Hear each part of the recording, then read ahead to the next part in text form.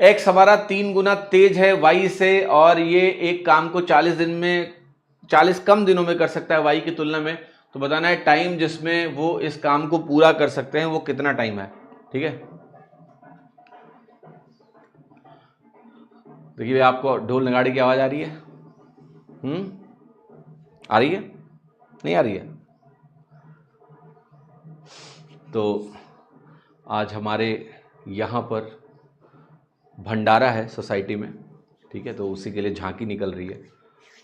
हाँ जी, मतलब कलश यात्रा निकल रही है एक्चुअली, तो उसी के लिए नगाड़े बजा रहे हैं। अगर मैं आपकी क्लास नहीं ले रहा होता तो मैं वहाँ होता अभी। ठीक है, सो खैर पढ़ाना ज़्यादा ज़रूरी है, आपको आपका सिलेक्शन करवाना है, तो हम थोड़ी देर बाद जुड़ेंगे क्लास के बाद।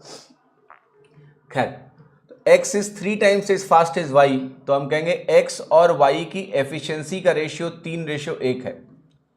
तो अगर मैं एफिशिएंसी रेशियो यहां लिख रहा हूं तो आपको पता है टाइम रेशियो क्या होगा? तो आपका जो टाइम रेशियो है बेटा वो होगा 1:3, होगा कि नहीं होगा?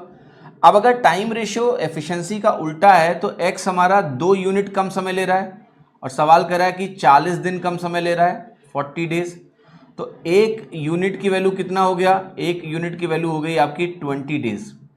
अब एक यूनिट की वैल्यू 20 डेज अगर आ गई तो हम ये कहेंगे कि ये वाला 20 दिन का टाइम ले रहा है और ये वाला 60 दिन का टाइम ले रहा है। आपको कि यस क्लियर है?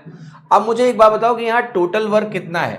तो यहाँ टोटल वर्क आप किसी के भी नंबर ऑफ डेज को एफिशिएंसी से गुणा कर दो तो ये 60 आएगा कि नहीं आएगा? यस, तो द वैल्यू विल बिकम 60। ये टोटल वर्क 60 यूनिट का हो गया। अब अगर यही टोटल वर्क मुझे इन दोनों से मिला के कराना है तो क्या 3 और 1 का टोटल करेंगे 4 मिलेगा, तो ये वैल्यू कितनी हो गई? 15।